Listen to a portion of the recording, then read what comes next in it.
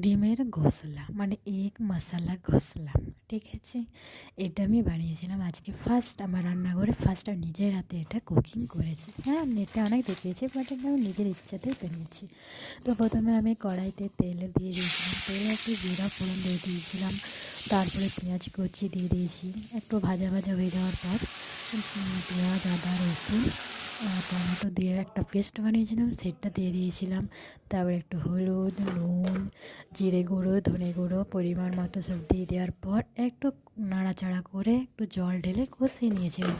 তারপরে দুটো ডিম আমি সিদ্ধ করে রেখেছিলাম, সেই দুটো ডিম আমি তার মধ্যে একটা ডিম আমি পুরো গ্রেট করে নিয়ে ওই মশলার মধ্যে, কষানো মশলার মধ্যে দিয়ে দিয়েছিলাম। দিয়ে দেওয়ার পর ওটা একটু নাড়াচাড়া করার পর যখন একটু জলটা ভালো শুকো হয়ে গেল, তখন আমি নামিয়ে নিয়েছিলাম। আর আরেকটা যেটা ডিম ছিল, সেই ডিম সিদ্ধটা আমি মাঝখানে দুভাগ করে সাইডে করে সাজিয়ে দিয়েছিলাম। ওটা হলো ডিমের ঘোসলা। এটা আমি ফার্স্ট বানিয়েছি। তোমরা প্লিজ আমার ভিডিওটা যারা যারা দেখছো তারা তারা আমাকে কমেন্ট করো। আর আমি এটা রান্নার ভিডিও বানালাম, প্লিজ লাইক শেয়ার কমেন্ট করে দিও, আর চ্যানেলটাকে একটু সাপোর্ট করে দিও। তোমাদের সাপোর্ট আমার খুব দরকার, ঠিক আছে। তো চলো এইভাবে ট্রাই করতে পারো ঘরে, ভালোই লাগবে খেতে, রুটির সাথে বেশি ভালো লাগবে। তো আমি ভাতের সাথে বানিয়েছিলাম। চলো টাটা, বাই বাই, আজকের মতো এখানেই শেষ করছি।